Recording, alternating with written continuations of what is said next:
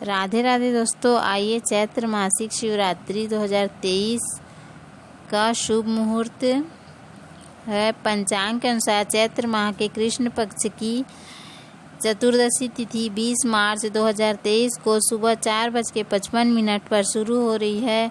इसका समापन 21 मार्च 2023 को प्रातः काल 1:47 पर होगा। इस व्रत में रात में जाकर शिव की पूजा की जाती है। शिव पूजा का समय प्रातः 12:05 से प्रातः 12:52 तक है।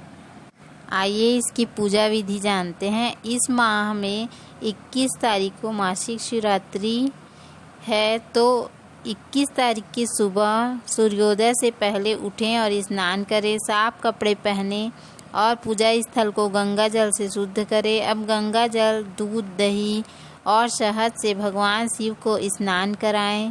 अब बेलपत्र, समी के पत्ते और फूल अर्पित करें। धूप दीप लगाकर भगवान शिव की पूजा करें।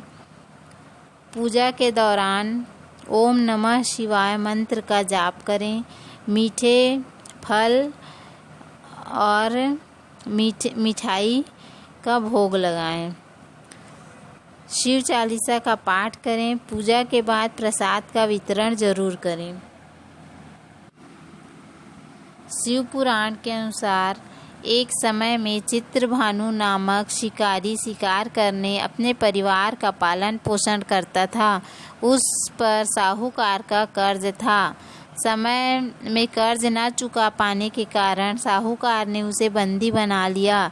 उस दिन शिवरात्रि थी। दिन भर वह भूखे प्यासे रहते हुए भगवान शिव का स्मरण किया और दिन गुजर गया। शाम को साहूकार ने उसे कर्ज चुकाने के लिए अगले एक दिन का समय दिया और चित्रभानु को छोड़ दिया। तब चित्रभानु भूख प्यास से व्याकुल होकर जंगल में शिकार खोजने लगा। देखते देखते शाम और फिर रात हो गई। तब वह एक तालाब के पास बेल के पेड़ पर चढ़ गया और रात बीतने की प्रतीक्षा करने लगा।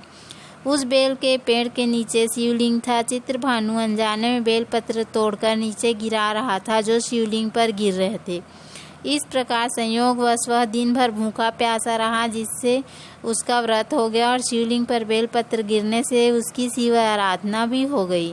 रात बीतने पर एक गर्भिणी हिरनी तालाब के किनारे पानी पीने आई। तब वह धनुष बाण से उसका शिकार करने के लिए तैयार हो गया। उस हिरनी ने चित्रभानु को देख लिया। उसने शिकारी से कहा कि वह गर्भवती है, जल्द ही वह प्रसव करेगी। उसने शिकारी से कहा कि तुम एक साथ 2 जीव की हत्या करोगे, जो ठीक नहीं है। हिरनी ने शिकारी को वचन दिया कि वह बच्चे को जन्म देकर आएगी, तब शिकार कर लेना। इस पर शिकारी ने उसे जाने दिया। इस दौरान प्रत्यंचा चढ़ाने पर तथा ढीली करते समय कुछ बेलपत्र शिवलिंग पर गिरे।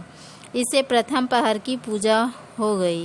कुछ समय बाद एक और हिरनी वहां से जा रही थी। तब शिकारी खुश होकर उसके शिकार के लिए तैयार हो गया। तब हिरनी ने उसे निवेदन किया कि हे शिकारी, मैं थोड़ी देर पहले ऋतु से निवृत्त हुई हूँ, कामातुर विरहिणी हूँ, अपने प्रिय की खोज में भटक रही हूँ। मैं अपने पति से मिलकर शीघ्र ही तुम्हारे पास आ जाऊंगी।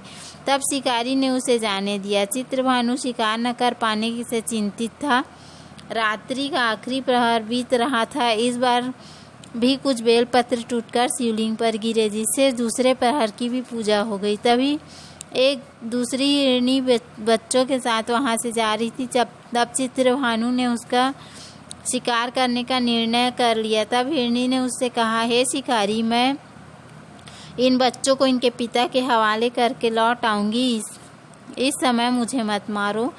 इस पर शिकारी ने कहा कि वह मूर्ख नहीं है, इससे पहले अपने 2 शिकार छोड़ चुका है। उसका परिवार भूख प्यास से तड़प रहा है। अब हिरनी ने कहा, मेरा विश्वास करो, मैं इन्हें इनके पिता के पास छोड़कर तुरंत लौटने की प्रतिज्ञा करती हूँ। ऐसे करते हुए सुबह हो गई और अनजाने में शिकारी की शिवरात्रि की पूजा हो गई। उपवास और रात्रि जागरण भी हो गया। इसी बीच एक हिरण वहां से जा रहा था। तब शिकारी ने इसका शिकार करने का निश्चय कर लिया।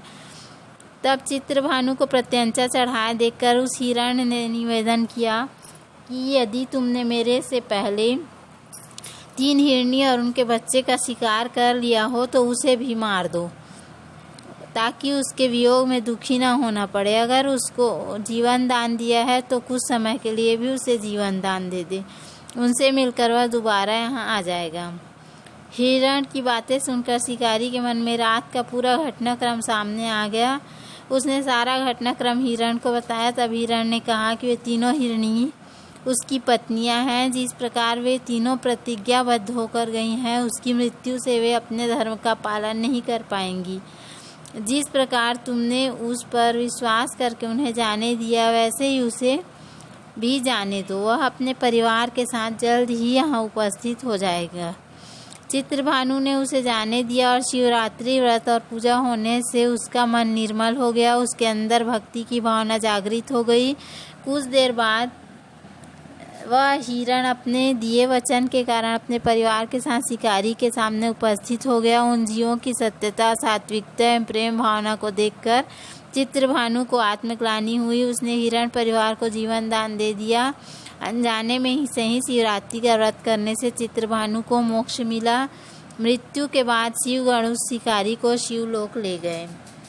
तो उम्मीद है आपको हमारी ये कथा पसंद आई होगी।